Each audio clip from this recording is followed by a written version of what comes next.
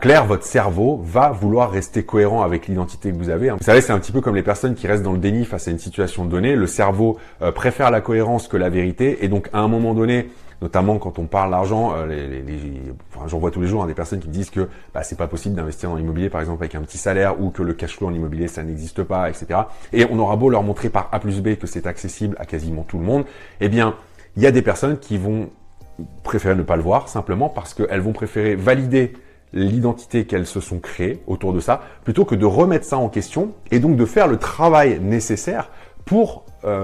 changer cette vision, qui demande quand même un effort considérable. Et enfin, troisième point, il y a le modèle de base. Si vous avez grandi dans un environnement dans lequel parler d'argent c'était naturel, c'était sain, on avait l'habitude d'en mettre de côté, eh bien ça vous paraîtra normal de mettre de l'argent de côté et de créer du patrimoine. À l'inverse, si vous avez grandi dans un environnement dans lequel on vivait au jour le jour, parfois même à découvert, dans lequel c'était normal de faire appel au crédit à la consommation, et dans lequel par exemple on vous répétait on n'a qu'une vie, il faut se faire plaisir, ok, t'emmèneras pas ton argent dans la tombe, eh bien il y a de fortes chances pour que vous aussi vous répétiez les mêmes schémas, parce que inconsciemment, eh bien vous risquez de vous dire que mettre de l'argent de côté, ça revient à se priver, ça revient à se priver de vivre, et donc c'est pas cohérent avec ce que vous avez appris. Donc résultat, je pense que vous avez compris, c'est pas la méthode qui ne fonctionne pas, ce sont juste les histoires derrière les personnes qui sont totalement différentes.